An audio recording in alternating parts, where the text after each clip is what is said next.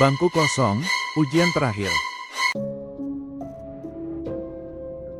Awal mula, hari ujian yang mencekam. Cerita dimulai di SMA Arkana, sebuah sekolah swasta elit yang sekilas terlihat prestasi dan fasilitasnya luar biasa.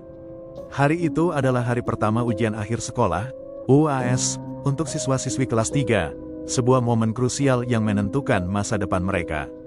Suasana sekolah dipenuhi ketegangan akademis yang tinggi. Di salah satu ruang kelas utama, terdapat satu meja dan kursi di barisan belakang yang selalu dibiarkan kosong. Semua murid dan guru lama tahu mitosnya, bangku itu dikutuk. Konon, siapapun yang mendudukinya akan tertimpa kemalangan luar biasa.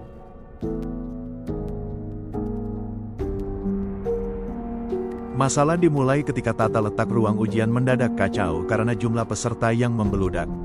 Seorang pengawas ujian yang dikenal killer, skeptis, dan tidak percaya tahayul bernama Bu Melati, melihat bangku kosong tersebut mubazir.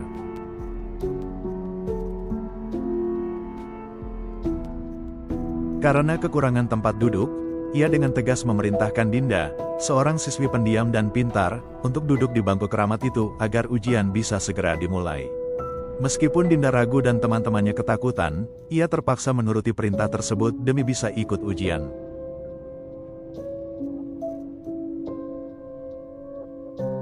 Pemicu teror, kesurupan pertama.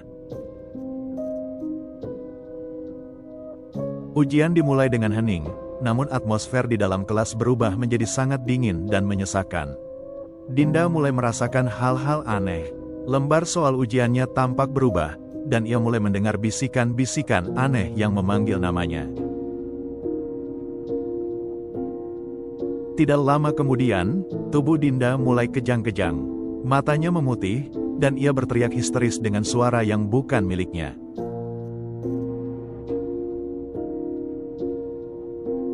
Dalam hitungan detik, Dinda yang kesurupan menyerang teman sebangkunya secara brutal menggunakan alat tulis.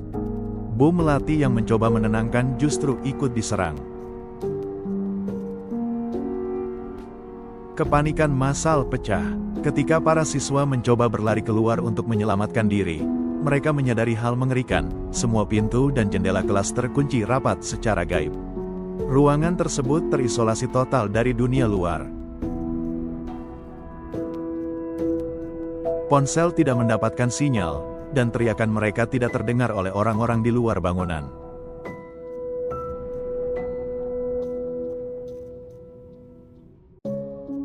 Efek domino, wabah histeria massal. Teror tidak berhenti di Dinda. Entitas gaib yang mendiami bangku kosong itu melepaskan kutukan yang menyebar seperti wabah. Satu persatu siswa yang mencoba melawan atau panik mulai kerasukan secara bergantian. Suasana kelas yang semula rapi berubah menjadi ladang pembantaian yang sangat brutal, gore. Murid-murid yang kesurupan kehilangan kesadaran diri dan mulai menyerang teman-teman mereka sendiri dengan cara-cara yang sadis, menggunakan pecahan kaca, penggaris besi, hingga membenturkan kepala ke meja. Beberapa siswa yang tidak kuat menahan teror psikologis ini bahkan dipaksa oleh kekuatan gaib untuk melakukan tindakan melukai diri sendiri secara ekstrim. Di tengah kekacauan ini, sekelompok kecil siswa yang masih waras, termasuk beberapa karakter utama seperti Radit dan Fanya, berusaha bertahan hidup. Mereka barikade diri di sudut kelas, mencoba mencari tahu apa yang sebenarnya diinginkan oleh entitas ini dan bagaimana cara mematahkan kutukannya sebelum mereka semua mati. Kilas balik, dosa masa lalu SMA Arkana.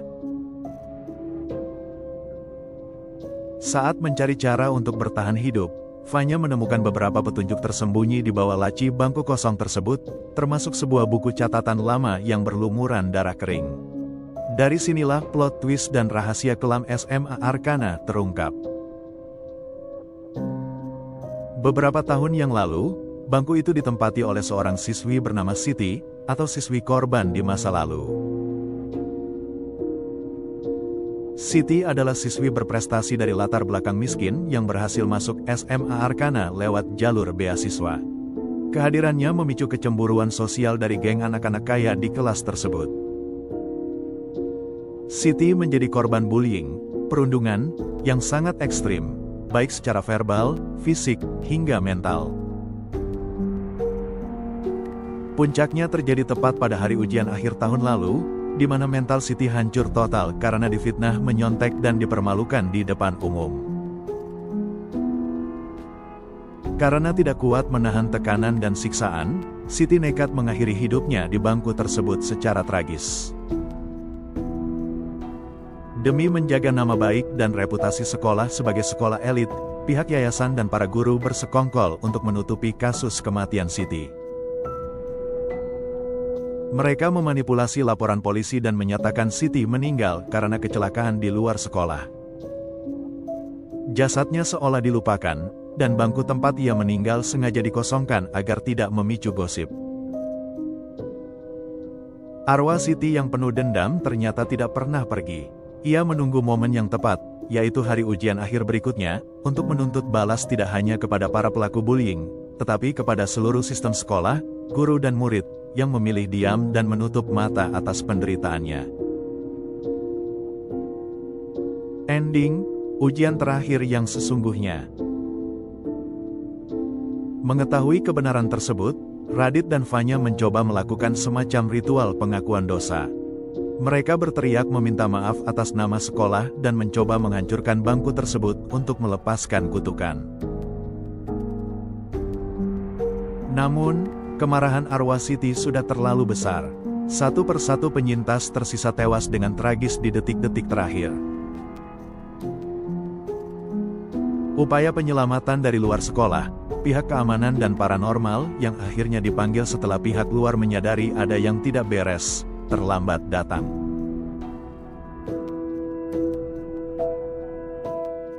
Akhir cerita. Pintu kelas akhirnya terbuka setelah fajar menyingsing, namun semuanya sudah terlambat.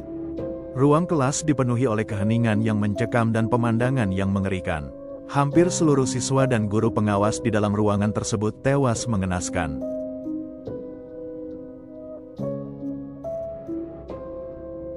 Beberapa gelintir siswa yang selamat keluar dengan kondisi mental yang rusak total, trauma berat. Film ditutup dengan adegan kamera menyorot kembali ke arah bangku kosong yang kini tampak bersih kembali, seolah-olah siap menunggu tahun ajaran baru dan korban-korban berikutnya yang berani mengabaikan dosa masa lalu.